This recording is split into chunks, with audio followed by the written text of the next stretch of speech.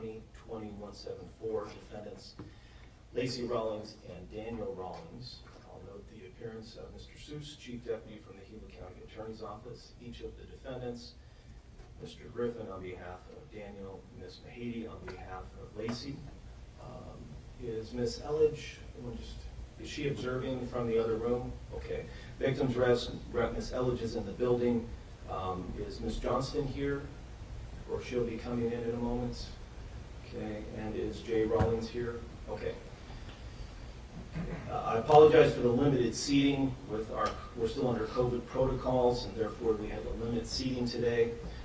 I'll note that we are streaming today's proceedings live on the court's YouTube channel. We're here for a mitigation hearing and sentencing.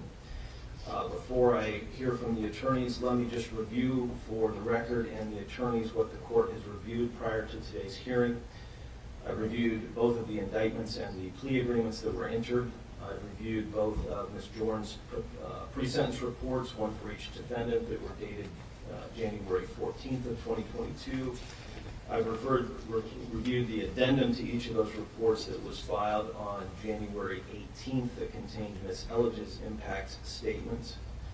I've reviewed Ms. Mahady's January 21st sentencing memorandum regarding her clients, Mr. Griffin's January 24th sentencing memorandum regarding his clients. I'll note that in reviewing the pre-sentence reports, there were approximately 50 letters attached to Ms. Lacey Rawlings and approximately 100 letters attached to Daniel Rawlings. Many of the letters overlap between the two, but I have read each of those from both immediate family members, extended family members, community leaders, various acquaintances. Okay, and Mr. Seuss, I'm aware of your position from the pre-sentence report, but you have not filed a written sentencing memorandum? No, I did not. Okay, I just wanted to make sure that I did not miss it. Okay, with that, Mr. Seuss, I'll start with the state. Yes, Judge. First, I'd like to start off with two of the victim representatives who wish to make a statement to the court. Okay, and you mentioned Ms. Johnston and I think Ms. Morey? Correct. Do you know who will be coming first?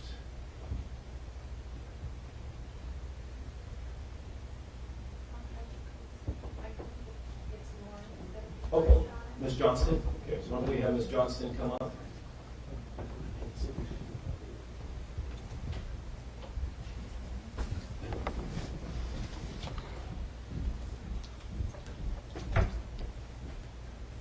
Is the podium fine, or do you want to see that? Wherever they're more comfortable. If we get them to the podium, there's whichever I'll ask.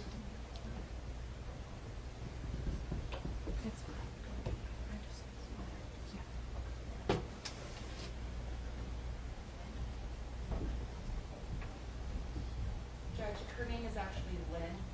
This is the grandmother. Okay, Lynn. Okay.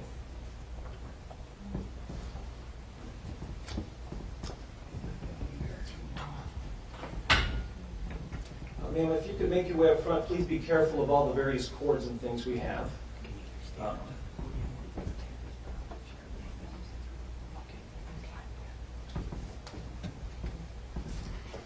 And ma'am, my understanding is your name is Lynn, L-Y-N-N, Morey, M-O-R-E-Y?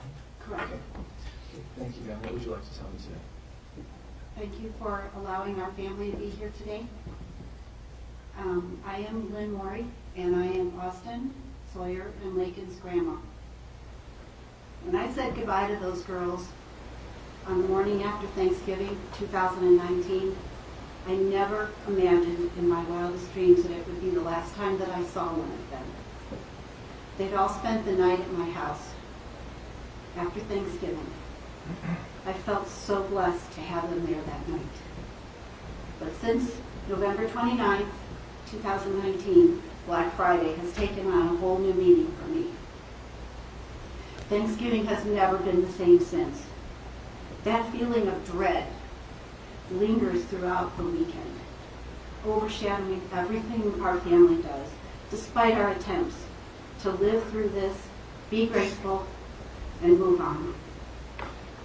The loss, the missing person, still hangs over us like a hot blanket. We all glance at each other as we pray before dinner, our tears welling up in our eyes, trying to be strong for one another. My son-in-law reaches over, squeezes my shoulders in an effort to comfort me. I think about that day every day, and I have nightmares about it. I shiver every time I think about how cold that water was, how scared those girls must have been, and how helpless the situation must have seemed for 5-year-olds and 7-year-olds.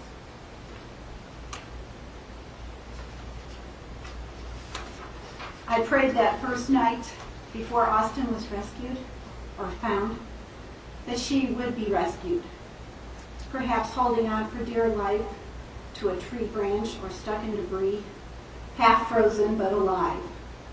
My husband didn't want me hanging on to those hopes, but I had to. I had to think of that in order to get through that night.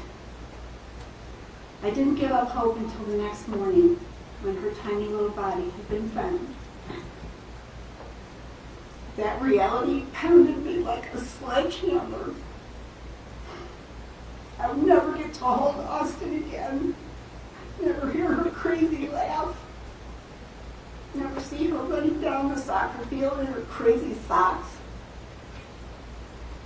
Tears come to my eyes every time I think about that next morning when Lakin and Sawyer were dropped off at my house. They still smelled like dirty water. They just sat on the couch and we huddled together. Their hair all matted, stinky, wearing donated clothes. It was dreadful hearing Lakin's account of their ordeal. She revealed how bad she felt because she just, as hard as she tried, couldn't hang on to Austin's hand when the water took her away. We all cried as I tried to explain to her that this wasn't her fault. No 7-year-old should ever have to feel responsible for something like that or hold that kind of guilt in her heart. As adults, we're all responsible for any children who are left in our care, whether it's for a couple hours, a weekend, or for their whole life. It's up to us to ensure safety and the well-being of children at all costs. Cutting corners when it comes to children's safety is a deal breaker. Because all children are our children, I'm asking this court to send an appropriate message to all adults. The message is that it's not okay for children to make life-altering choices when it comes to their safety. The message that it will not be tolerated for any adult, not even once, to ignore a pool without a fence, a car ride without a child restraint, a boat without proper life jackets on board, or a rain-swollen creek with a closed no crossing sign posted in front of it. This message needs to resonate throughout this entire state so that similar tragedies will not be repeated. Because children are God's gift to us and we have to take care of them. Thank you.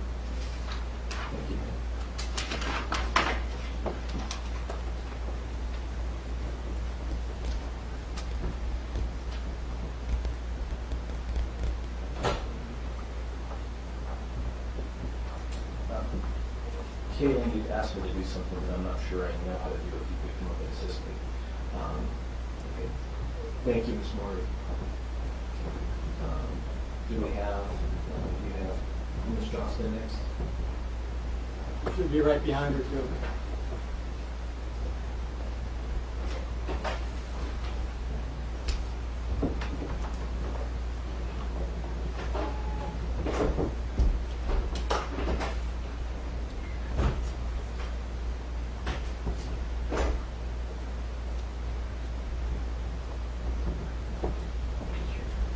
You can either go there, ma'am, or here, whichever's more comfortable for you.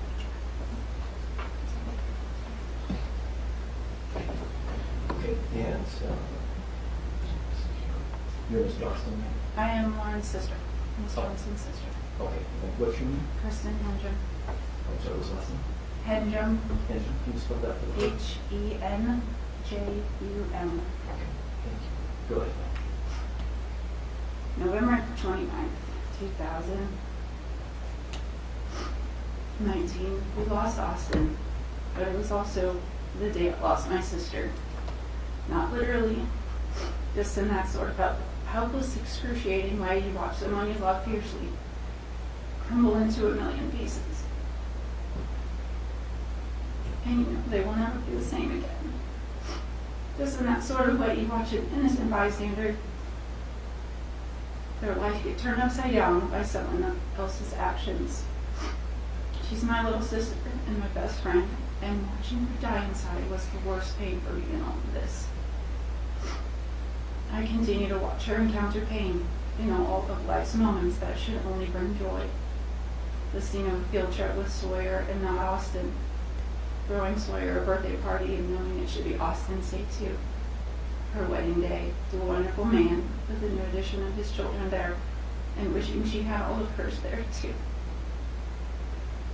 Having family photos taken that are beautiful, but not complete.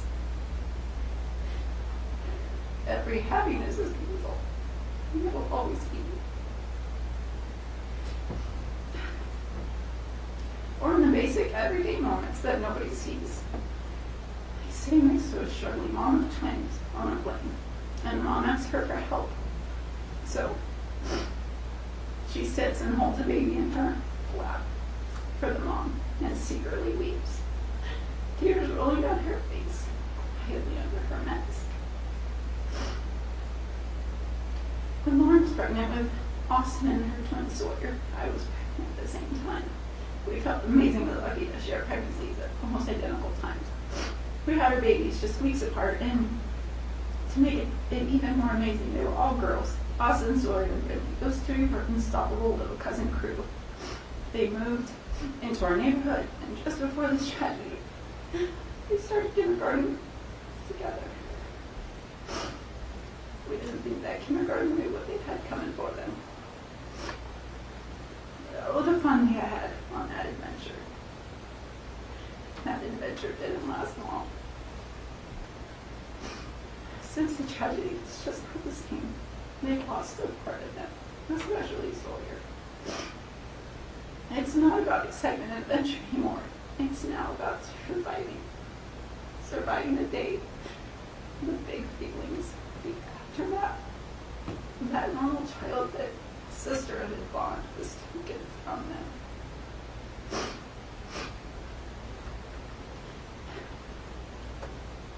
We girls spent the first year crying themselves to sleep at night.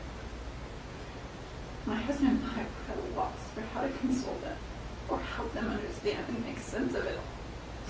My teenager immediately started struggling in school and disconnecting. It had a ripple effect on our whole family.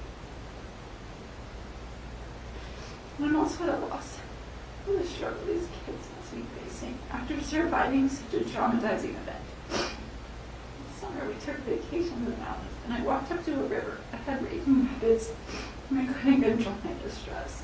Flashing back to that night and thinking of the frigid, cold winter water they slipped into.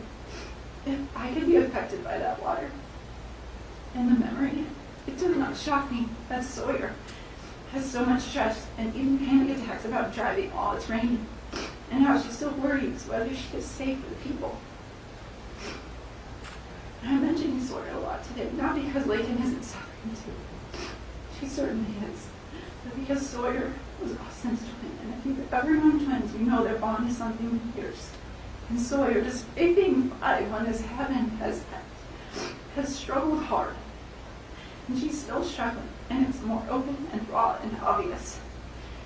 And I don't want anyone to ever discredit the child's grief, because I've seen it firsthand, and it's real. I've heard comments that Lacey and Daniel lost their children, and they're suffering them. I don't deny that. I don't deny their suffering. And there is no amount of enough that can fix this. But Lauren also lost a child She has had that same suffering. And she didn't do it.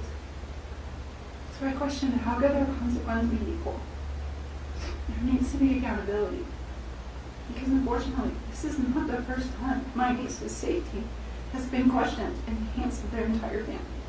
This is not the first conversation about poor choices made with these children.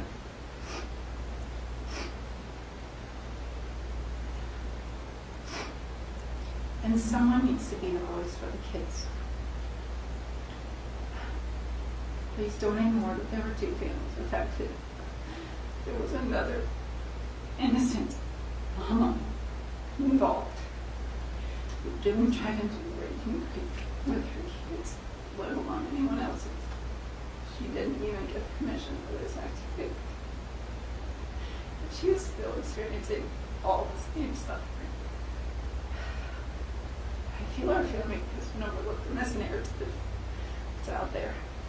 I don't want Austin to be a side note in this tragedy because she was everything to us. Thank you for letting me share a small glimpse of how this has affected our family. No outcome of this sentencing will bring peace to us. Only Jesus will bring us that. Thank goodness our family is Jesus strong.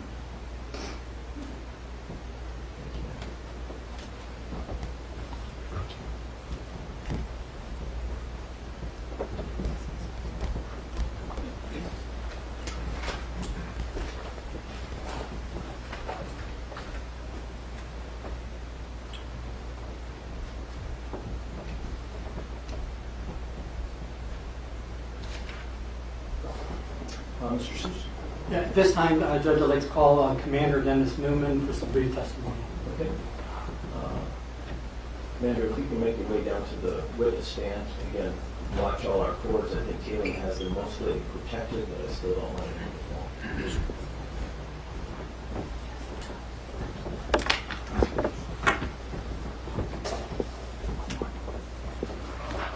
Okay, so go ahead and have a seat. I'm just going to let Mr. Seuss ask questions without formally swearing in. May I proceed, Judge? Yes. Please state your name, occupation, and rank. My name's Dennis Newman. I'm a major in the Gila County Sheriff's Office. My current assignment is the Detention Facilities Commander. And were you employed with the Gila County Sheriff's Office on November 29th of 2019? Yes, sir, I was. And what was your rank and assignment at that time? At that time, I was assigned to the Payson District as a patrol sergeant. Other hat that I wore that particular day was the county coordinator for search and rescue. And did you receive word of a 911 call regarding a vehicle trapped in the floodwaters on the Barex crossing at Tonto Creek? Yes, sir, I did. And how long did it take you to respond to that location? Information started coming in a little bit after 4 o'clock in the afternoon, I think around 4:11. I was up in Payson, and driving time from Payson down to Barex crossing was probably 20 minutes. So when you arrived there, were you able to find the approximate location of where this occurred? Yes, sir. And by the time you arrived, had it started getting dark yet? That particular time of the year, you're 21 days out from the winter solstice, which is the longest period of darkness during the year. So it was getting dark when I left Payson, and it was dark when I arrived. And did you proceed to the creek via the Barex crossing from the highway there? Yes, sir. Tonto Basin? From Highway 188, I came down and then made the turn onto the Barex crossing. Short distance down, I was at the creek. And were you there at that time in your capacity as coordinator for search and rescue? Yes, sir, that's correct. Could you tell me what the conditions were like in the creek at that time? When I arrived, where we had stopped was very close to the water. You could hear the water roaring. It was dark. Without any type of aid from a light or something, you really couldn't see the other side of the creek. when I got there and got briefed by Lieutenant Scott and started looking around, I was able to see lights on the other side of the creek. And that distance, my estimation, was 100 yards, if not more. But again, you could see and hear the water. You could see the wave trains in the water because it was running. I had checked later that evening. And I think it was flowing at about 2,000 cubic feet per second, which is very fast. And you documented that in your report, correct? I did. Now, a short time later, you put in your report that Fox 1 from Maricopa County helicopter had responded to the scene. Yes, sir. Could you tell us why helicopters had to be called in? On the way down, listening to what I was getting over the police radio and needing to know what resources I need to deploy and that they would be coming from a fair distance, I needed to start making decisions on who I needed down there. A couple of my first phone calls were to the Arizona Department of Public Safety for their helicopter. I didn't know who I was going to get, actually, so I started calling everybody that would answer their phone. So I called Arizona Department of Public Safety, asked for a helicopter to come up to start an air search because of what we had. I also called Maricopa County. They have a helicopter, which theirs is Fox 1. And so I knew that I had 2 helicopters en route, as well as making the phone call to my search and rescue group requesting swift water people and ground support people.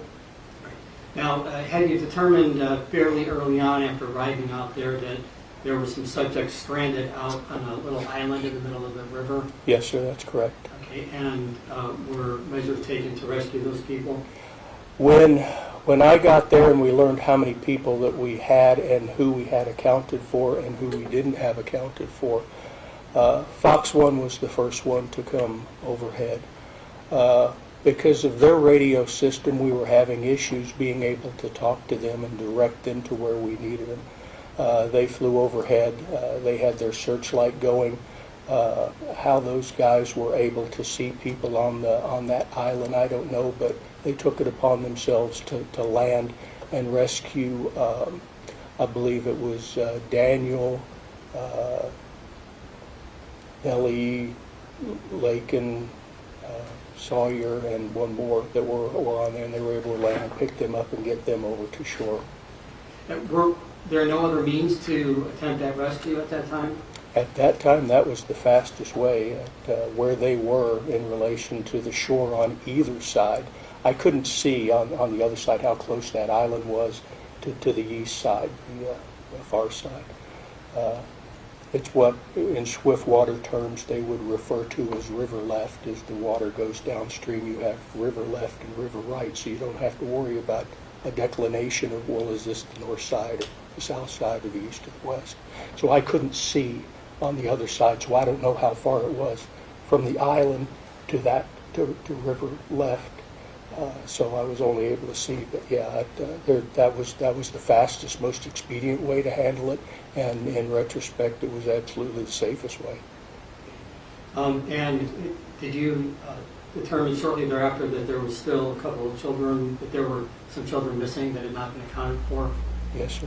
And were there any measures taken to put people from your team into the water? What we started off with, first off, because we really didn't have anyone located, once we had located Daniel and the 4 kids that he was with, we knew where Lacey was. She had swam out on the far side and knew that we were missing 3 small children. We started what we call a hasty search. That is trying to deploy people along the shoreline to start looking to see what they're able to locate. I did not ask any of my people to go into the water because, for one, it's dark. The water's flowing very fast. There's a lot of down trees and things that you can't see. Even in calm water, that it's risky even during the day. So in order for me to put people, my folks, my volunteers into the water, we need to have somebody identified that we can actually go rescue. So we started a hasty search. We started along our side of the river, the creek, along the bank, trying But you stayed on the land. Yes, absolutely. Now, was it safe at that time to cross the creek. No, sir. And we're talking about people that are trained to rescue people in dangerous conditions such as That- this. Yes, sir, that's It was too correct. dangerous for them to. Yes, sir. And you also document in your report that for the first few days of the operation, getting searchers safely across the creek could only be accomplished by a helicopter. Is that accurate? Yes, sir. Those are all the questions I have. Ms. Mahady, while the major is here, would you like to ask any questions? No, thank you, Your Honor. No questions. Thank you, sir. Thank you. If you give me just a moment to pursue some. Sure.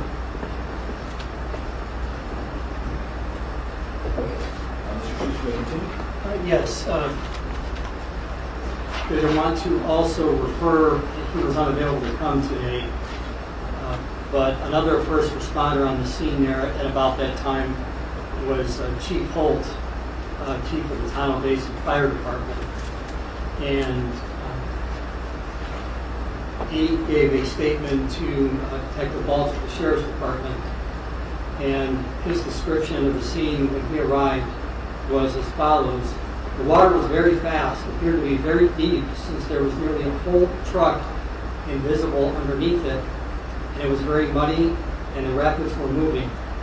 It was impossible to enter safely. Before I begin my PowerPoint presentation, it's my understanding there is one more victim representative. Okay. And,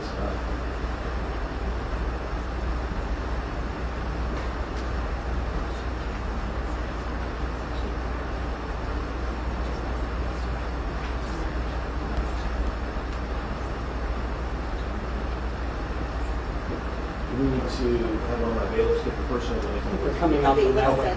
That she's in the jury room. Okay. He's gonna bring her in.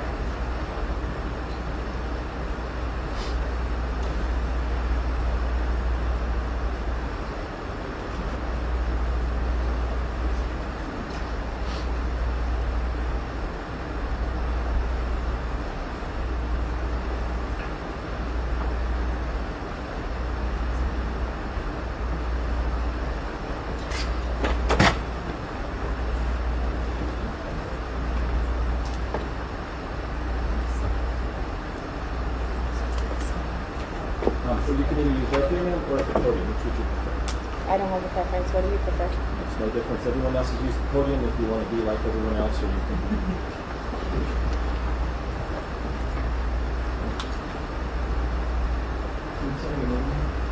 Yeah, my name is Lauren Johnston.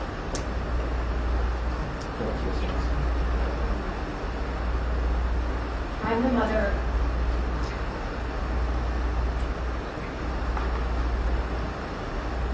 Almost I can do this.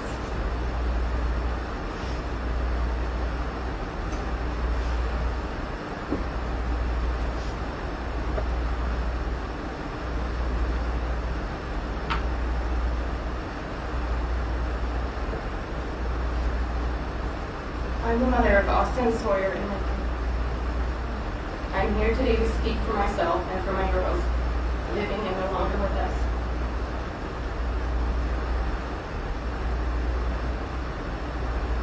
It was November 29, 2019. I had the most wonderful Thanksgiving with my girls the day prior. I had just traveled across the country for a short trip while the girls were having their time with Dad for Thanksgiving. I received a dreaded phone call a short few hours after touching down at the airport. He was crying. I knew it wasn't good. Nothing he had said made any sense. All I could hear was, "They are all gone. They are in the water and I can't find them." For what seemed like an eternity, I laid on the floor in agony, assuming that all of my children were dead. I had no details. I was desperate for information, but I was paralyzed.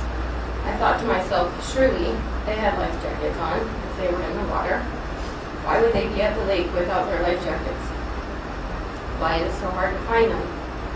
I attempted calling the sheriff's department to get more information, but I was told they were doing everything they could to find my children.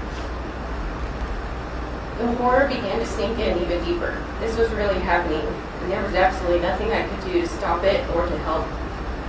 I just had to sit and wait. I dry heaved for hours. I cried until there were no more tears to cry. I was a lifeless ball of mush on the floor and couldn't function.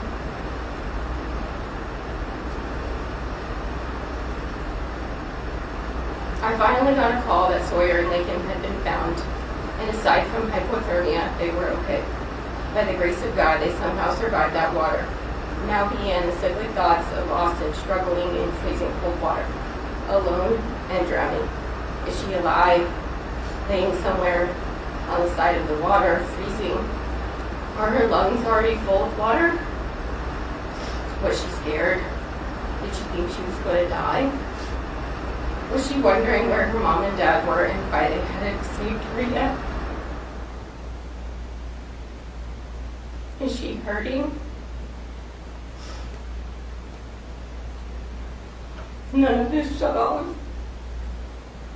These thoughts were on repeat.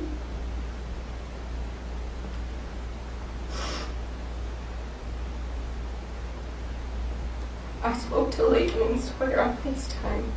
In the emergency room, they were sent there after being rescued. It was one of the most terrifying things to see. They were glazed over, empty and broken. Fast forward to the next day, I had just landed back in Arizona, and I got word that her body was found. She was gone. A sense of peace came over me, knowing that she was not suffering.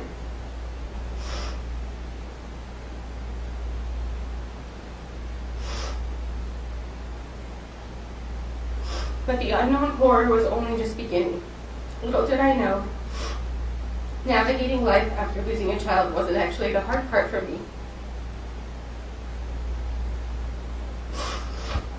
Austin, Colby, and Willa are not the ones suffering. The hard part is seeing your surviving children struggling with every aspect of life for the foreseeable future. Hearing their accounts of this traumatic event day after day and desperately searching for the right words to say. Mom, why did this happen? Mommy, was this someone's fault? Mommy, my body was so cold. I couldn't even swim because the water was so freezing. Mommy, it was my fault. I had her hand, and the water was too strong, and she got ripped away from me. This is the horror. This is what nightmares are made of for a parent. On November 29th, I was robbed of my ability to protect my children.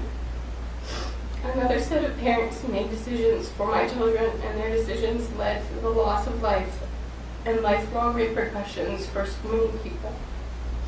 My whole entire world as I knew it was ripped from me that day. A piece of my being, of my soul, and my heart is gone. Her childhood, graduations, weddings, children of her own, my peace and security are gone. Lakin and Sawyer's peace and security and their ability to trust is gone. A mind that was free of trauma from me and my girls is now gone. My opportunity to raise up a child that I grew inside my body and loved unconditionally is gone. I also have lost the ability to have restful sleep. And lastly, my ability to walk through a day without thinking of my daughter dying in freezing cold water and bashing her head into a rock is gone. Losing a child is hard enough, but the never-ending fears, anxiety, and PTSD we deal with over in our home is next-level parenting. I cannot tell you how trying some days are when I am giving my everything as a mama, and it still doesn't feel like enough. Oftentimes, I want to throw in the towel and give up, but I can't because my girls have endured a trauma that most adults could never even imagine. I would love to see my girls as confident as they were before any of this happened, but I can't because their trust in others has changed dramatically. They no longer trust many members of their own family and want to avoid their presence. Despite continued trauma counseling that we started in week 1, we still have trouble sleeping, going to school, work, and coping with the loss of our sweet girl. Some nights I'm woken up 5 times or more because Sawyer can't shut off her big feelings, and her night terrors visit her regularly. It is truly disturbing to know the details of what goes on in their minds. I could go on for hours, but I think you get the idea. It's really unfortunate that when we got here today, I kind of felt like I was showing up to a raid or a football game. It doesn't matter how many yellow signs you hold up. It doesn't matter how many cheerleaders you have, and it definitely doesn't matter how strong you are. If you want to do the right thing from this point forward, humility is what matters. Recognizing that you are not invincible is what matters. Acknowledging how fragile life is and how quickly bad choices can take all of life away. That is what is important. Our children need parents with humility and the willingness to admit our inadequacies. They need mentally healthy parents, not strong, egotistical parents who think they can defy the laws of physics. Parents who can make good choices on their behalf, even when life sucks really bad. I can only imagine how hard daily life is for Daniel and Lacey.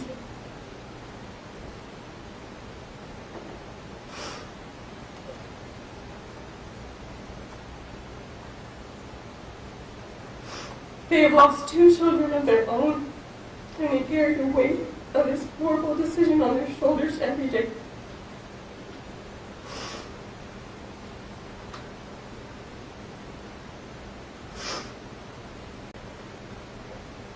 I hope that if nothing else comes from this avoidable tragedy, that Daniel and Lacey will never stop seeking guidance, professional guidance. Being a mom and dad isn't easy for anyone, let alone someone who has been through all of this. Dallin and Ellie deserve 2 healthy parents who can advocate for them and support them emotionally. I want Daniel and Lacey to know that I do forgive you.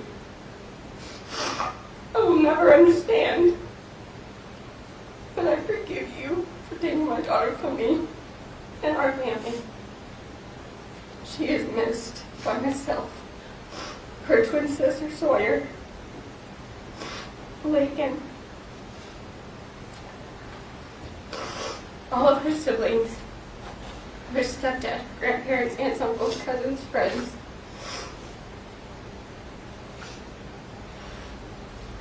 I still care about your family, and I want what is best for your children. I hope what's best for them is still you. And I hope you fight for them, whatever that fight may look like. It's worth it for the well-being of your children.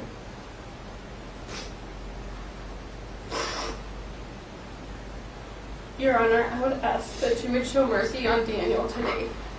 I don't know what that mercy looks like, and I'm forever grateful that it isn't my decision. But the only 2 people on this planet that need help more than Daniel and Lacey are Dallin and Nellie.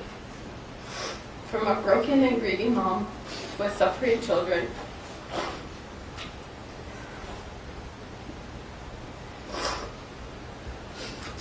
I would ask that you please show him grace. Thank you for your time.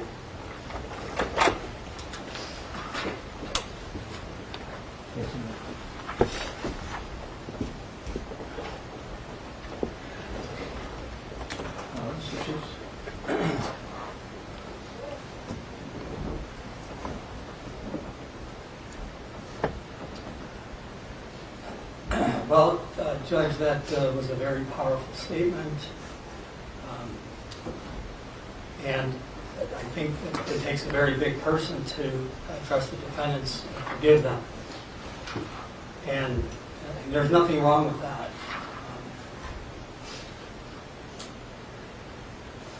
I think that demonstrates what kind of a person she is. But we all now have a job to do. And you probably have the toughest job of all today, Judge, because you have to make a very tough decision. And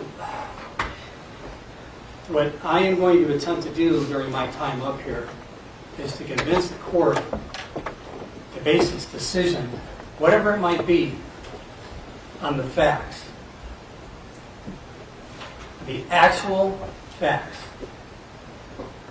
Not what people perceive them to be, not what people wish them to be, and certainly not what people who engage in social media have broadcast them to be. Because it's all wrong. It's all inaccurate. And I actually welcome the opportunity for this hearing to once and for all to present the truth, the whole truth, and nothing but the truth as to how and why these poor children had to die that day. What nobody seems to want to acknowledge or recognize in this case is the reason. The reason these children died. Nobody wants to talk about that. And, Judge, I know the defendants have pled guilty, so I'm not going to retry the case, but I think it's very important for you to be exposed to the evidence that I'm going to present and the facts that I'm going to present. Because the sentencing statutes say, specifically 13701D, that the nature and circumstances of the crime are relevant to your determination. So I will be as brief as I can, but I very carefully constructed a presentation that I feel is efficient but effective. It is really unfortunate for the public good. I mean, obviously, this is a very high-profile case. The media has been covering this.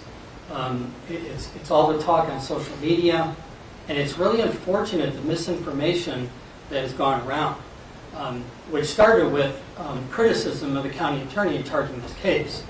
And that's fine. He's an elected official. He can take criticism so long as it's based on the facts. And there's been nothing but facts that have been portrayed in the public. There have been politicians pontificating about this case, standing on their soapboxes and asking, why don't we have a bridge out there? This actually even led to legislation and funding for a bridge, with this case being used as the pedestal for that legislation. Daniel Rawlings even appeared at a public forum that discussed the building of a bridge, when the reality is that this case has absolutely nothing to do with a bridge. That's what makes this crime so senseless.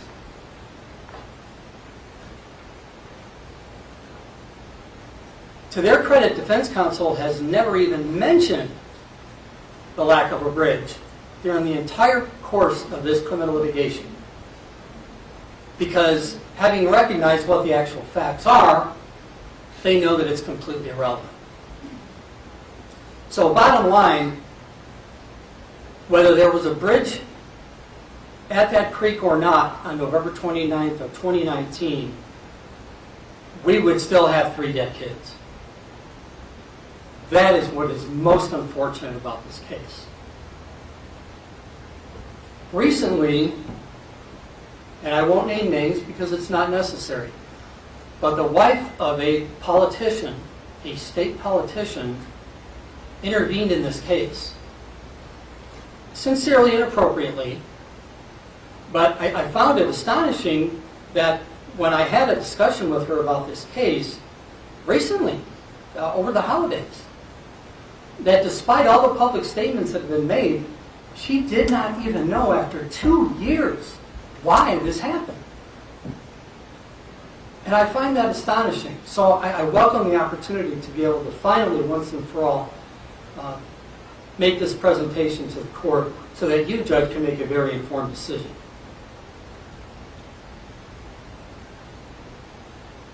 I would also point out that even people involved in this case, I suppose we would expect from defense counsel that in their sentencing memorandums that they're not going to put the reason why this happened. I guess that's to be expected. We're supposed to be preparing you, Judge, to make a decision. But what we have are incomplete, vague statements like a decision was made to try and cross the creek again. Even the adult probation department, who I think has failed you in this regard, Judge, failing to present to you the full set of facts that I believe are relevant in your determination as to whether to send Daniel Rollins to prison. Even the pre-sentence writer doesn't say the reason why this happened. Just that there was a statement made by a child. So, what I found during the course of prosecuting this case is when people actually learn the facts, the actual facts, their perception of this case changes entirely. And I know you were exposed to some of the facts at the pretrial motions hearings we had, Judge, that helped lead to a resolution of this case. But there's more. So, with that, we could start the PowerPoint.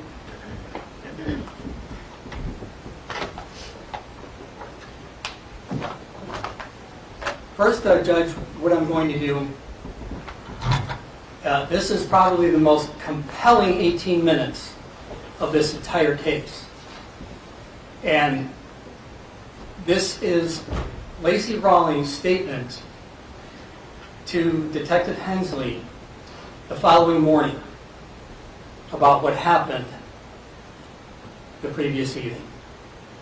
So, with that. Let's make sure there's, I just want to make sure you use the external speakers. I don't know if we need to move the microphone you have so that it will pick up for our folks who are hearing on the screen.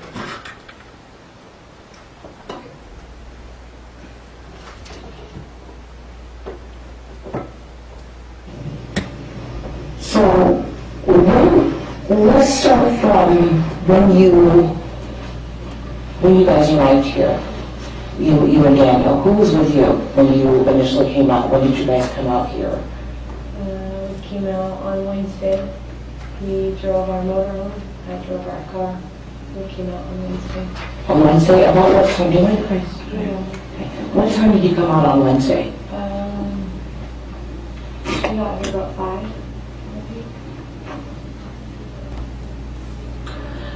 Okay, so you drove the motorhome and... I drove my car, he drove the motorhome. Okay, so when you guys came out here, you came out here from where? We live in Chilla. Okay. Did you come down the 60 or the 260? By the okay. Okay. Have you been out here before? Yeah.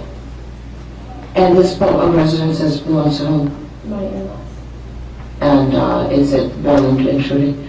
Okay, so you guys have been out here before? Which way did you guys come across to get here? Like, which crossing did you take? The Pumpkin Center. Pumpkin Center crossing? When you guys at Pumpkin Center crossing, what did you see? What did you see there? What did it look like before you guys crossed? No. Was the barricades up? No. No. Okay. Was it water in the creek? Yeah, there was water. How was it driving across? I never thought twice about it. Okay. When you drove across, because you were in the car, right? You said you drove the car. I drove my car. Where was the water? Did you notice where the water came up to when you drove across? Wasn't very high at all. Okay, and that was on Wednesday? Yeah. About 5? Yeah, 4:30-ish, 5, yeah.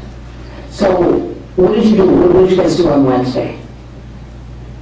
Nothing. Just got here and come up here. Okay. And then Thursday was Thanksgiving. You all stayed here. Did you all stay here, or did you leave the house between Wednesday and Thursday? Stayed here. Okay, so now let's go ahead and fast forward to Friday. Friday when you all were here, and the whole family was here because Jay showed up with his 3 children, right? And that's Sawyer, Lincoln, and Austin. What time did they get here? I don't know, it was morning. Yes. I slept in that morning, actually. My husband got up and I slept in with the kids. Okay. And you guys decided to go take a drive? Yeah, it was raining and we had heated up the jacuzzi, so we were gonna go get a canopy to put over the jacuzzi so we could sit in the jacuzzi and not get wet. Okay. And at that point, we'd already moved the vehicles and Joe had gone across a couple times and had made it great. And that's at which crossing was that? The pumpkin center. Pumpkin Center. Mhm. Now, who's Joe? Joe's the truck we were driving, the big one. Oh, that's what you call the truck. The Joe. kids called it G.I. Joe. Okay. All right, I see now. Joe. So, about what time did you guys decide to go? And who was with you? Me and Daniel, the 7 kids. Okay. About what time was this? Honestly, don't recall. All right. I don't remember. I remember heating up the thing, and then he was like, well, do you want to run and see? And all the kids wanted to go, and he's like, take them to more games because it's raining. So we went and got 4 games, got all the kids camping. Now, when you went across the second time, you went at Pumpkin Center. We did. Now, and did you see the barricades at that time? Yeah, Okay. How was it going across there? fine. Okay. No problem, actually. We had a lot of people honking and waving because it was You said you didn't have any problem at all getting across that time? none at all, which is why the kids were having so much fun. They said, Dad, let's do it again. Dad, And they were they in the back of the No, vehicle? they were in the In the cab? Okay.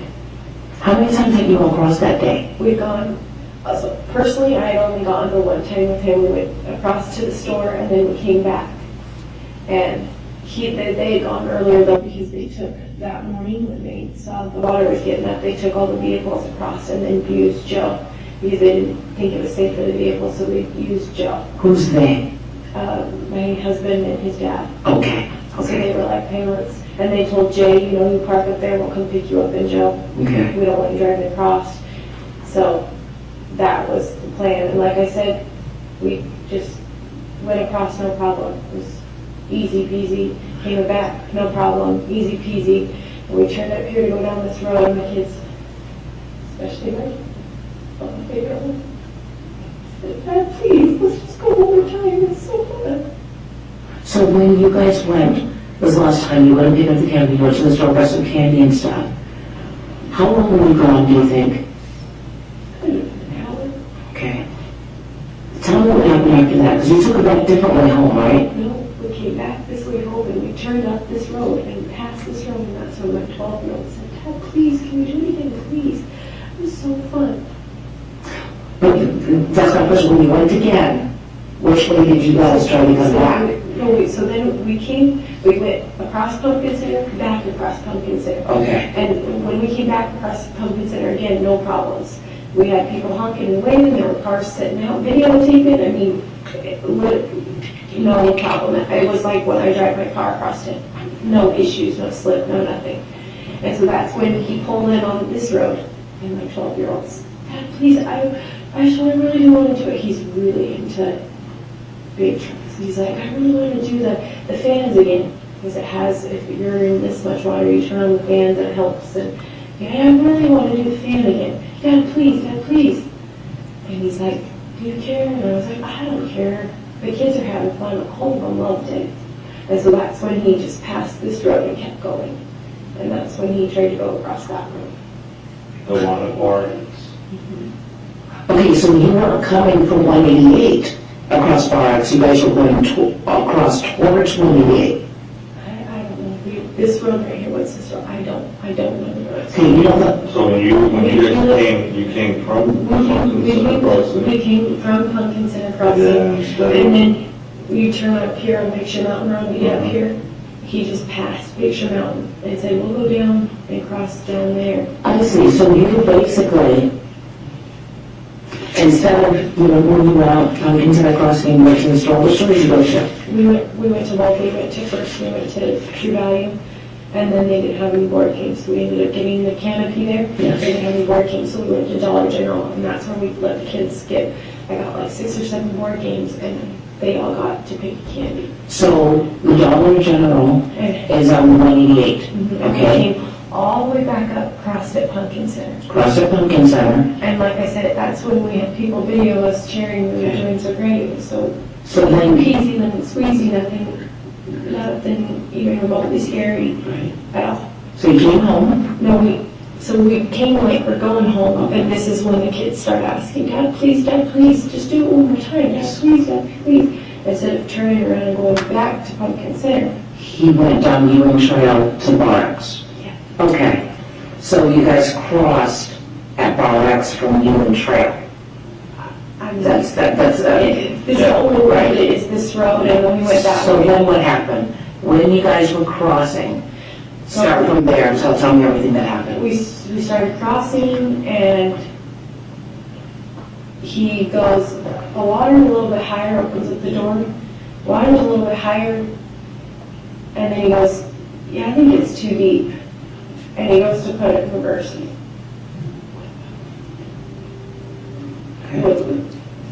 And so then he's forward, reverse, forward, reverse, forward, reverse, forward, just trying to get some movement, and couldn't get it to move, and then I don't know if it started moving or if we started sliding, but it started going forward, and it went real fast. And so we didn't even have time. He's, kicking himself. We should have got him out on the back. We should have thrown him from the back. We didn't have time. We thought we were moving. We thought it was fine, and then all of a sudden, no time. Cab full. Everyone out through the window. Cat full of water? Okay. Which window did he go out? Well, so he says to me, babe, get the kids out, get them on the roof.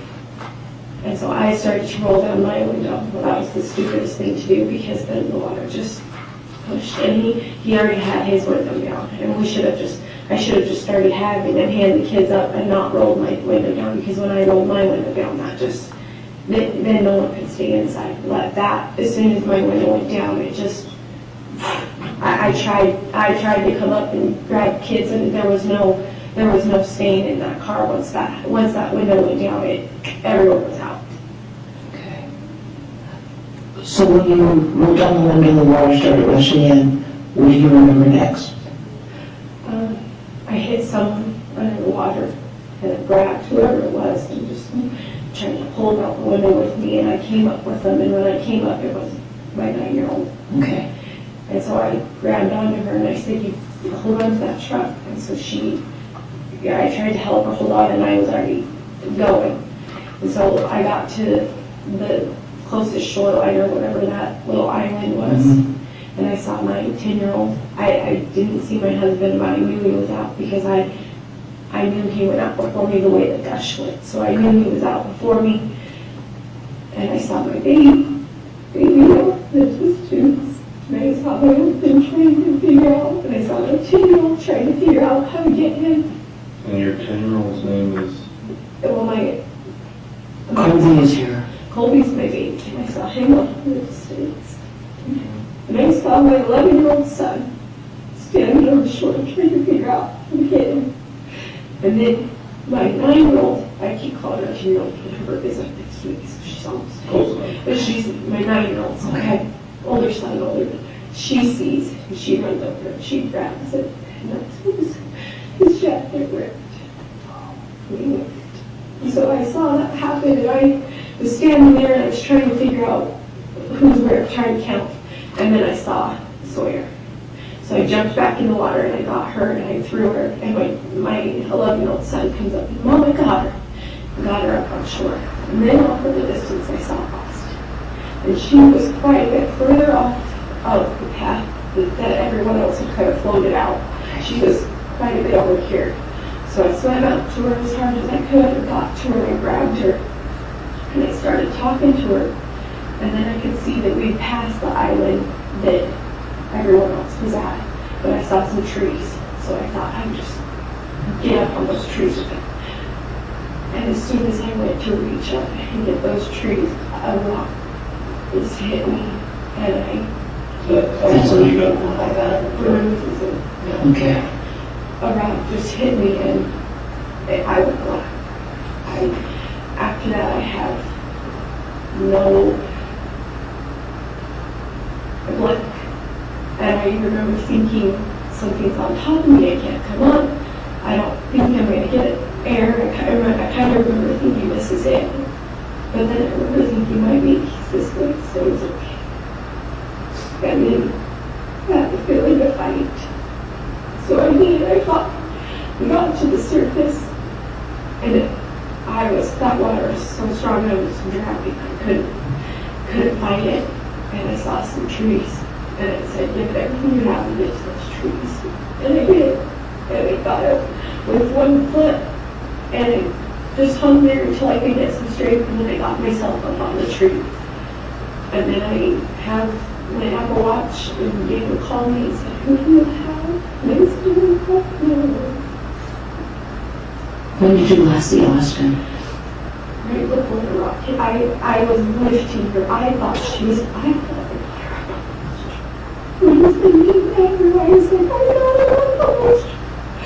thought I got her up on the trees. I never saw Willa. I never saw Lincoln. You didn't see Willa when you saw Kobe. You saw Austin, you never saw Willa. You don't know when she got out of the I truck. never saw Willa or Lincoln. Okay. So when he said he had Lincoln, that was news because I had never seen Lincoln. So I didn't see, like I said, I saw my two older ones. I saw Austin Sawyer, and I saw Kobe. But I never saw Willa or Lincoln. And your babies are Willa and Kobe, and Austin belongs to Jay.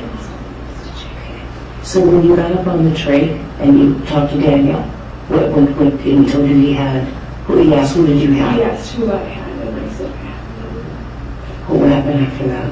he's uncontrollably crying. And I said, "Who's Lacey?" And I couldn't, but I heard him say Colby Willa, and that's the only two that I know were missing at that point. So I still was kind of thinking that I had Austin up on the tree. Okay. I still kind of was thinking she was there, and that he just couldn't see her because it was a little bit behind where he was. And then I got a call from Jay, and they answered it, and he told me, he's like, "Lacey, don't try to jump. You stay on those ropes. You stay on those trees until someone gets there." And so I did. I stayed there until Jay came walking out, and he had a rope, and he threw me a rope, and I jumped in, and it took me again, but I was able to hold on until I could swim off the shore, and then I got up. Jay, they were moving my truck. I tried to get off, but I thought about him. And he said I couldn't go with him. He was going to go look at me. He said I had to go back. So he made me walk back. So Jay's your brother. And then he walked the shore to across looking for the others. And what happened after you walked back? Is that when you ran into the rescuers? As Jay said, he said, "Lacey, you can't go." He's like, "You've been, what, 200 got get out of those clothes." He's like, "You're going to die if you don't get out of those clothes." He said, "You can't go with me." And I said, "Jay, please." And he handed me off to some lady, and I had no idea who she was, but she grabbed me and she said, "Oh, you're coming this way." And then she handed me off to another lady, and I had no shoes at that point. I think they both got lost, and so I just was getting handed off after handed off until I saw my mother-in-law and the Jeep. Okay. And so then I just got in there and stripped down and laid it over me. I actually have 3 more questions I need to ask him. The first one is, because you went a different route this time, you went by Barras. Did you guys see that the sign there? There. Mr. Seuss, we're going to need to take a break sometime this morning. I'm thinking now may be the best time, that way I don't have to interrupt you. It is now 11:15. We plan on taking a 10-minute recess. We plan on coming back at 11:25, and then Mr. Seuss, at that point, I can be ready for your final appearance. That's the start of it. I guess it is. Okay.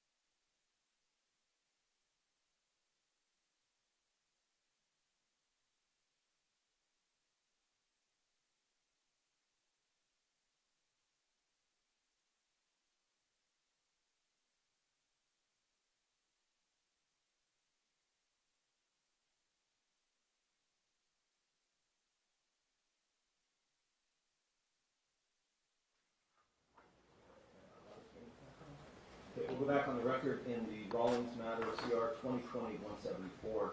I'll note the presence of, again, Mr. Seuss, Chief Deputy, the defendants, counsel, victims' representatives, and other folks. Mr. Seuss, you may continue with your presentation. Thank you, Judge. So there's some very important facts that came forward in that audio recorded interview with Lacey Rawlings. And first you heard reference to a couple of different crossings. I know these crossings were mentioned briefly during oral argument of the pretrial motions. But again, to reiterate, there, to my understanding, are 3 ways to cross that creek, 3 locations. One is at the Pumpkin Center, one is at the Bar X, and one is at the A crossing. And according to everybody that lives there, according to law enforcement, the Pumpkin Center is the safest and easiest location to cross, and the Bar X is by far the most difficult and most dangerous location to cross. And I'm going to get to some of the statements later on and arguments in support of the defendant, but this purported ignorance that they claim to have about this creek is simply not genuine because... Can you give it that? Just been informed. YouTube is not working? I'm seeing it on my screen. Okay. Do we just not have audio? Mr. Seuss, I want to make sure that Sure. the folks that are streaming can hear us, and I apologize for breaking in. It's extremely disruptive.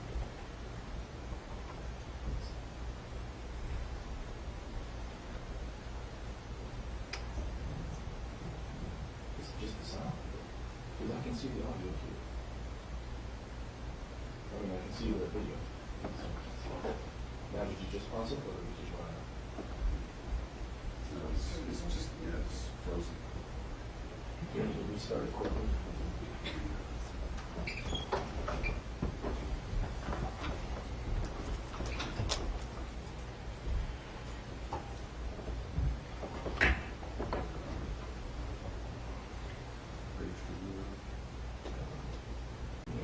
No, it just shows the recording beat.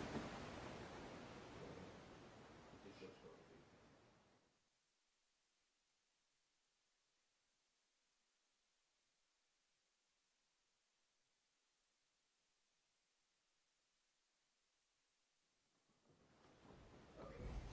We're back.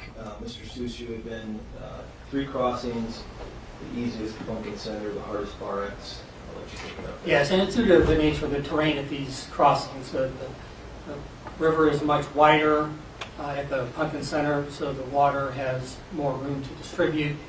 And the Bar X crossing, to my understanding, has much more dangerous terrain. There's a lot of holes, there's a lot of drops, and it's more narrower, so the water is going to be much stronger at that location. And for the defendants to essentially say, well, we really didn't know this could happen, we had no idea, you heard what Lacey Rawlings said in there, that they were visiting Daniel's father. And I have to assume this wasn't the first time that they were there.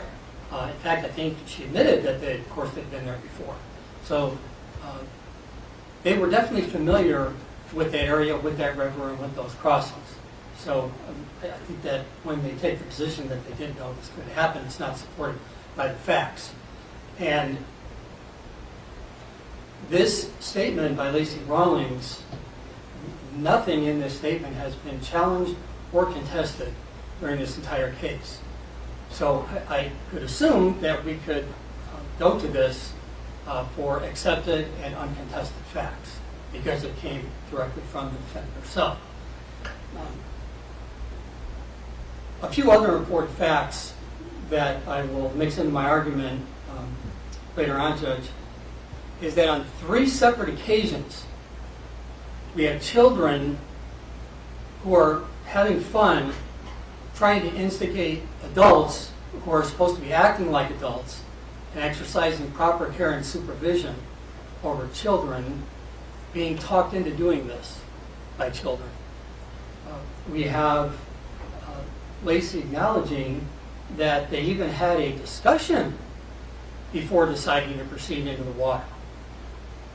That Daniel said to her, "Do you care?" And she says, "I don't care. The children are having fun." And I think that is the most important fact in this entire case, and I'll demonstrate why. Next on the PowerPoint, first we have a fairly distant photo of the barricade and the warning sign at that location that Daniel Rawlings decided to disregard, to drive around, ignore. And so that's bar X. Correct. That's the actual barricade that he drove around, yes. Next frame. We have a little more close-up. As you can see, the barricade is right in the middle of the road closed. That is put up by county roads when they deem the water to be too dangerous for people to enter. There's a stationary sign in the background, yellow, "Do not enter when flooded."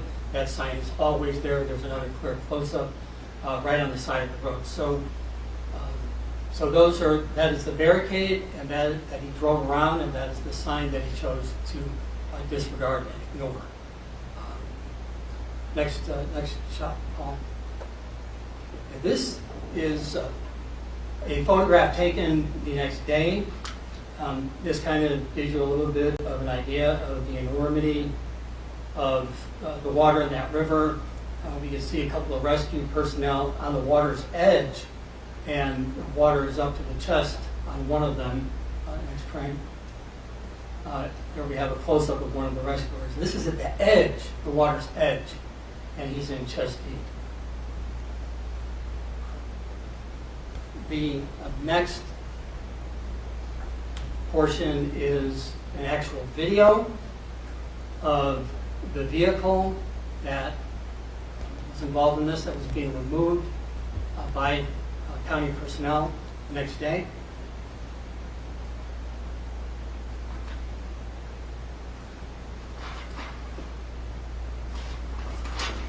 As you can see, this vehicle is essentially fully submerged in the water.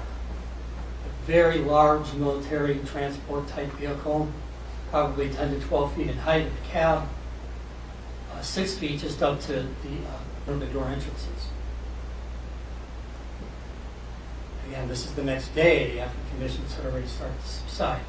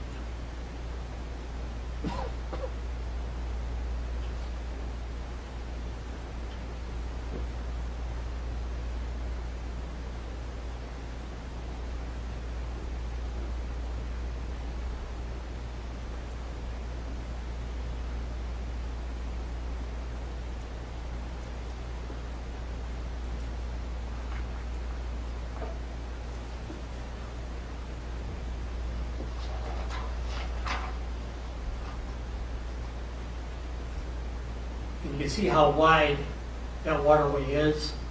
The people on the other side, almost like little ants, little insects, they're so far away.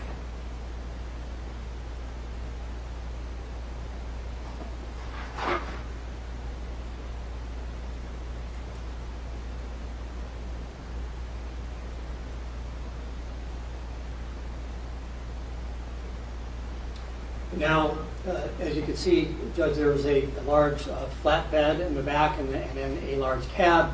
And as we heard from Lacey Rawlings, and as was seen by witnesses, both of the defendants and all 7 children were inside the cab of that vehicle.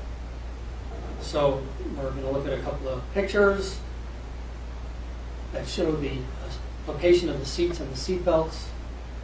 Only 3 seats in this vehicle. Those are the 2 front seats. And we know that Daniel and Lacey occupied those 2 seats. And whether they were not wearing seat belts, who knows? But the point is they took up 2 of the 3 seatbelts in that vehicle. Next frame. This is the somewhat deteriorated seatbelt from the rear. 1 seat in the rear. So there was 1 seat and 1 seatbelt for 7 children. We don't know if even one was restrained. And Judge, that is child safety 101. You're riding a vehicle, you have children restrained. And they're not only engaging in this dangerous activity with children in the vehicle, but they're driving all over town out on a highway where the speed limit is 45, and we all know people go much faster than that. They're traveling around to different stores, all the while that these children are unrestrained. That's just for starters. Next, we are going to take a look at video footage that was taken by a witness, and this is a videotape, a cell phone tape of the crossing, the Rollins crossing at the Pumpkin Center that was referred to by Lacey Rawlings in her statement. Go ahead, Paul. Yeah.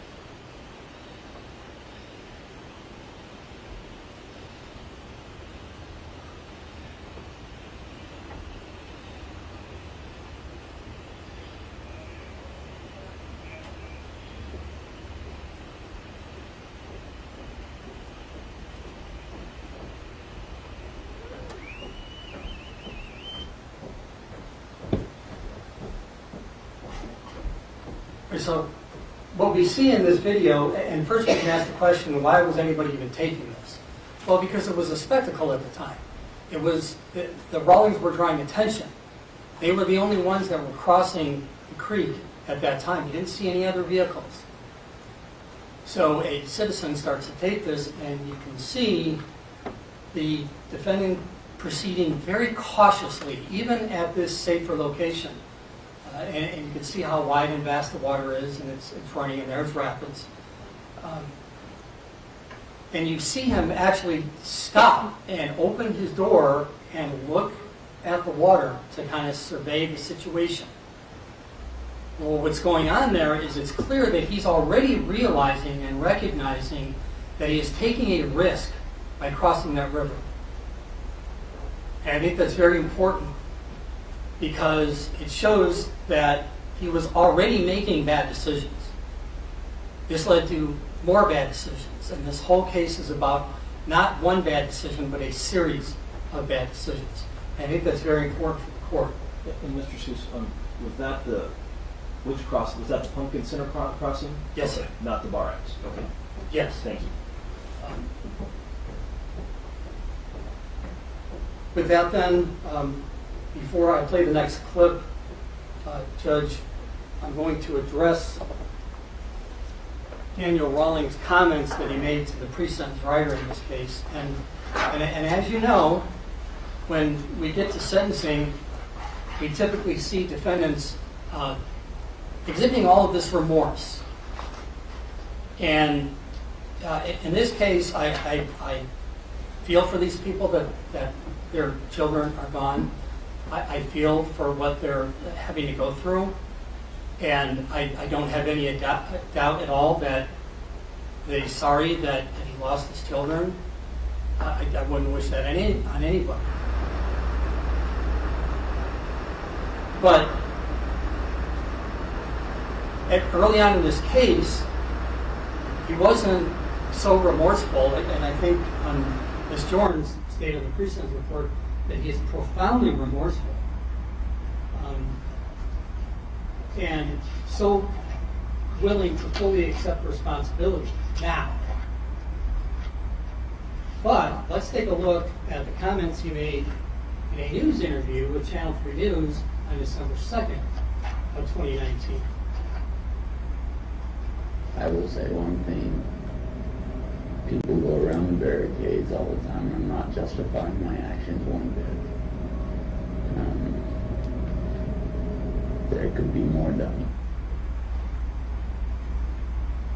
Now those comments made very close in time to this event are quite different than the comments he made to adult probation, after he's had a long time to talk with his attorney about the proper things to say in the court. And again, I am not questioning his sincerity that he's sorry that his children are gone. What I am arguing is that he is not sincere about his remorse for his actions that caused the death of his children. That he was not so willing to accept responsibility for this just 3 days after it happened. Other people drive around those barricades all the time. That sounds like finger pointing to me. That sounds like someone saying, well, it really wasn't my fault because other people do it all the time. Well, first of all, nobody else was driving around those barricades on November 29th of 2019. He was the only one. So that right off the bat has no relevance to this court's determination. And in fact, there was a subject of a pretrial motion that the court properly ruled that what people may be doing or have done at other points in time, a week, a month, a year earlier, is of no relevance. And then he says, more could have been done. What does he mean by that statement when he says that? Does he mean that the authorities could have put concrete barriers at all the crossings, like they do at airports and sporting events so that people can't drive vehicles in? Is that what he means by more could have been done? Other than closing the roads and putting barricades all over the place and signs. I'm not sure what he means by that. Does he mean that I could have acted more responsibly? Does he mean I should not have listened to children? Does he mean I should have not disregarded those signs? I don't know what he means. Maybe he'll tell you. I'd like to hear what he meant by that.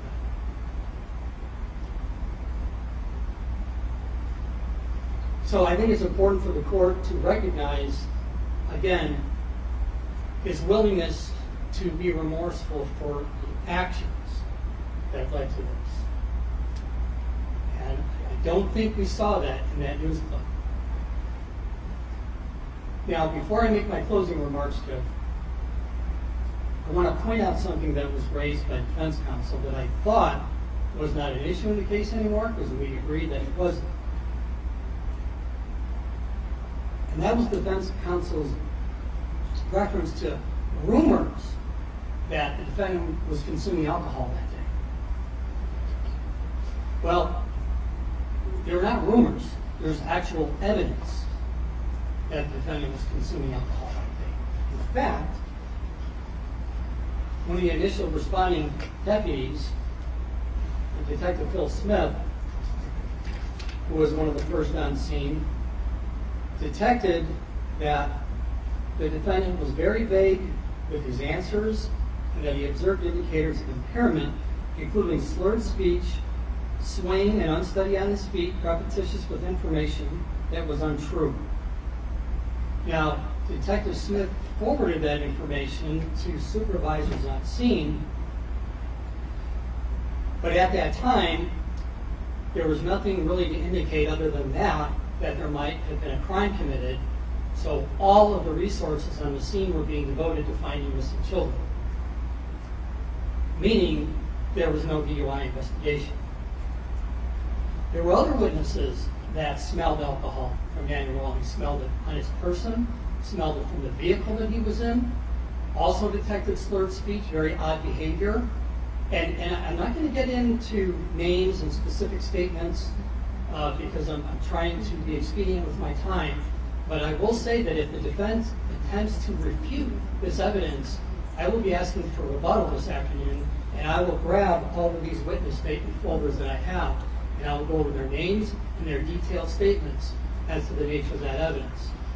And the nature of that evidence was that the defendant was acting very bizarre, that he was yelling at people, he was yelling at witnesses to go home and mind their own business. He was upset at the rescue, the helicopters, concerned that he might have to foot the bill for rescue efforts. He did not want his children to get emergency treatment, to go to the hospital. These are all verified by witness statements. Now, why did we decide that evidence wasn't relevant at trial? Because I felt that the evidence was not sufficiently persuasive. There were other witnesses that contradicted that. I'm not sure how to reconcile that, but I just felt that it was not convincing enough to present, and I wasn't even going to mention it today, but since defense counsel saw fit to allude to it, I thought I would briefly address it. Take it for what it's worth, Judge.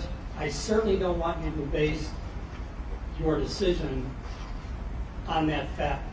I just wanted to point out that there is actual evidence to support that, far beyond just rumors.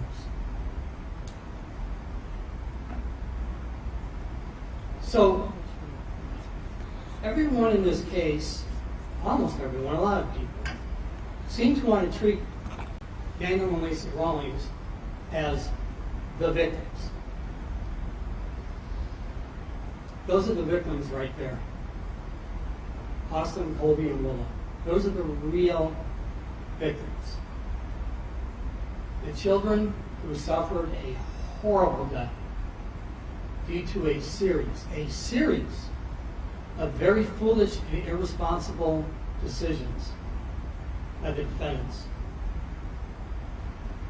The 4 surviving children, and you heard from people who are living this, of the tremendous impact that this has had on those 4 surviving children, who will have to endure the nightmares, the counseling, the therapy for the rest of their life.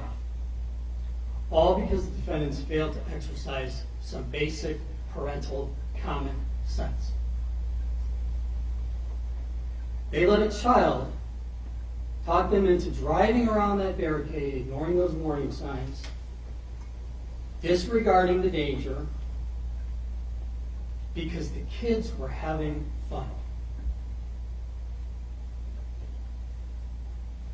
Now,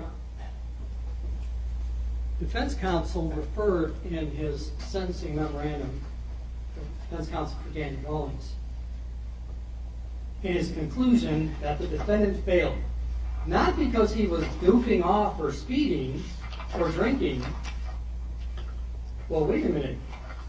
He was not goofing off? I thought we heard Lacey Rawlings tell us that is exactly what they were doing. Isn't having fun and recreation, isn't that synonymous with goofing off? It certainly is to me. I think most reasonable people would make that conclusion. The judge, sometimes you have to assess the credibility of witnesses. I think that when you hear defense arguments, you should assess the credibility of defense counsel when he tries to make statements like this to mislead you as to the actual facts.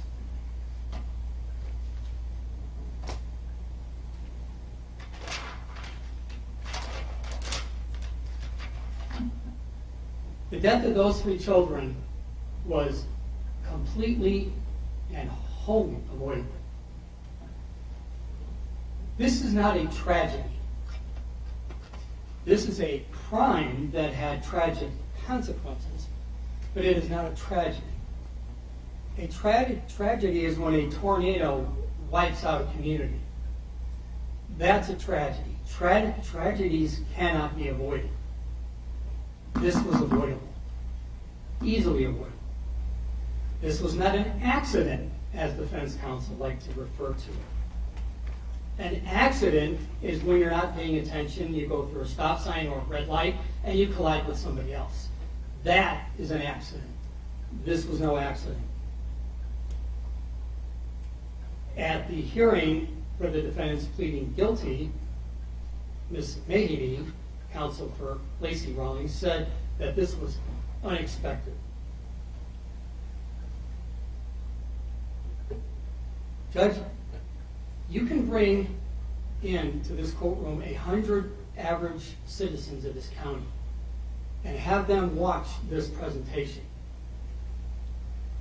And I'm willing to bet a paycheck that out of those 100 people, if you ask them, please give us a single word to describe what happened, not a single one of them will say this was unexpected.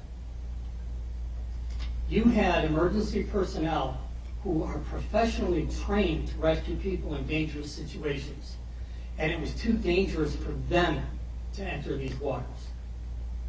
You had police and paramedics on the opposite side of the creek, meaning that even in an emergency situation, nobody can cross that creek. And remember, Judge, I think that by now you have a feel for the facts, but we need to understand that the defendants were already safely on the other side of that river. They were almost home.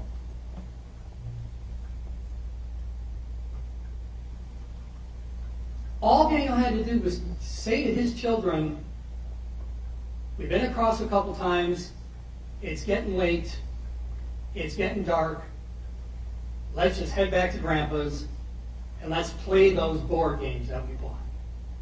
And none of us would be standing here. Easily avoidable. Instead of Lacey Rawlings, when engaged in a discussion with Daniel about whether to proceed into those dangerous waters, if instead of saying, I don't care, the kids are having fun, maybe she should have said to Daniel, you know, we're almost home, we've been across a couple times, we're safe, I don't think it's a good idea, let's go home. That would be the reasonable response to a person in that situation. Not, I don't care, the kids are having fun. Had she done that, none of us would be standing here right now.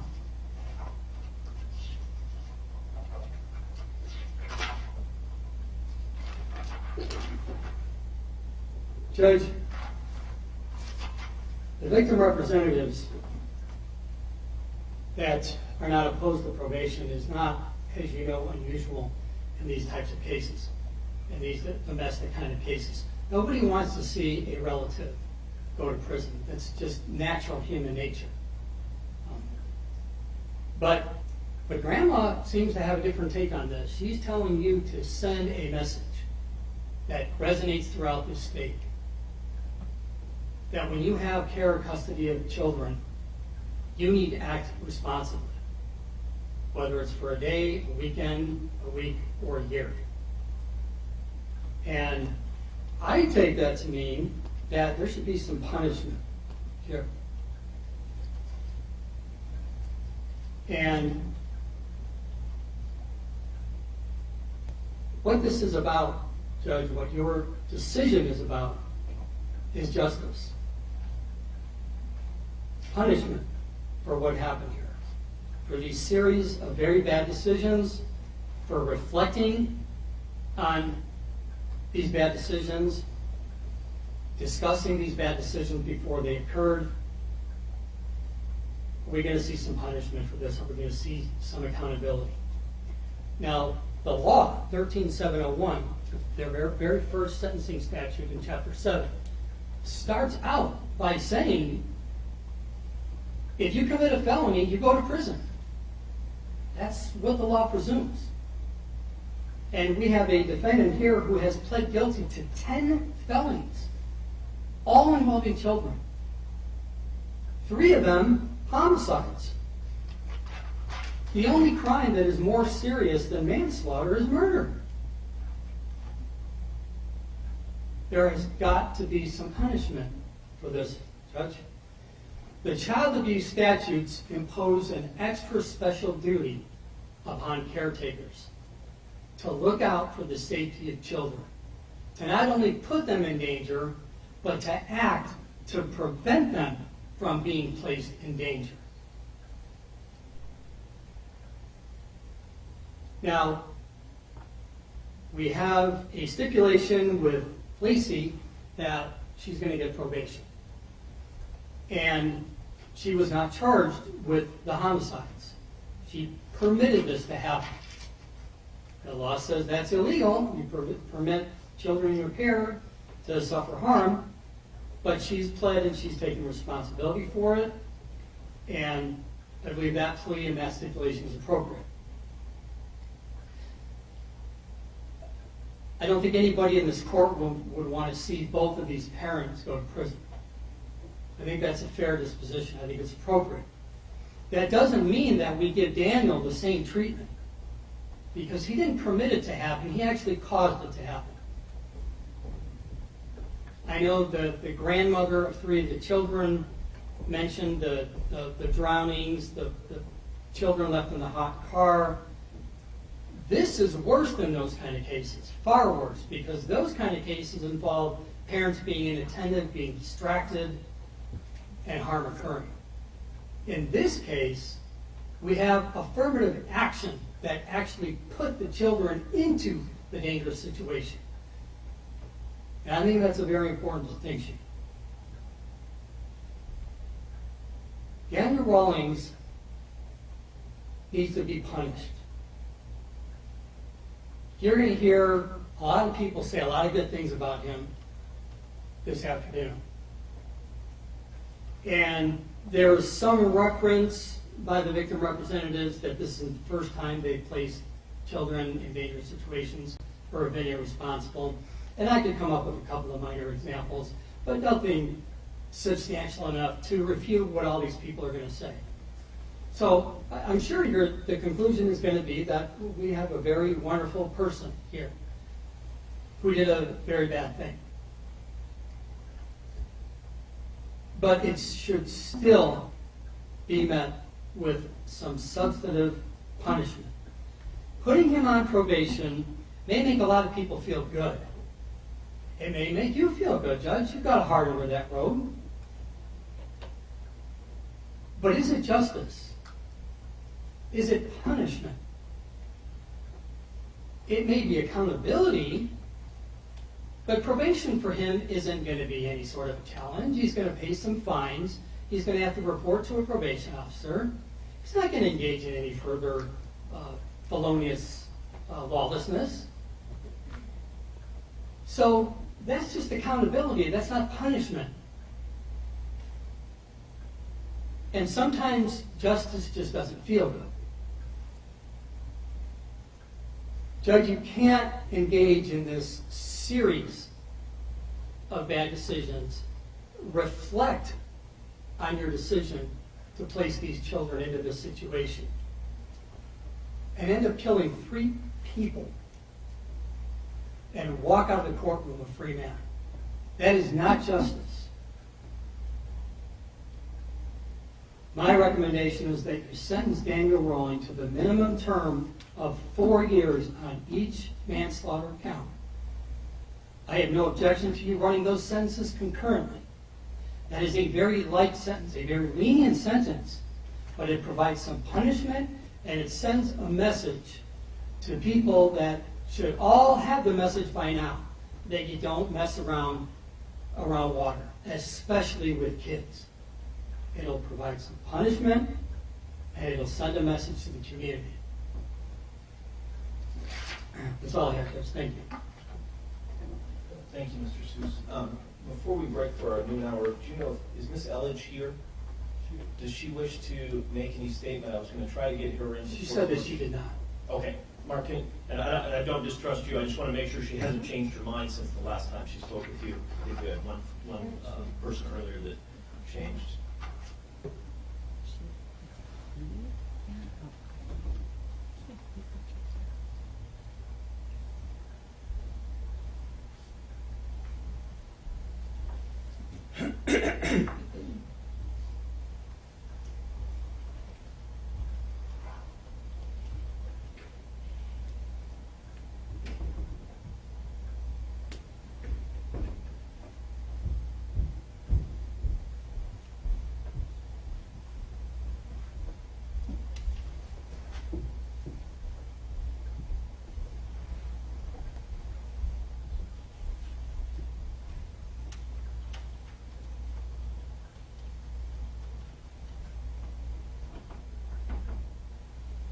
Ms. Ellers, do not want to make a statement with the two children living.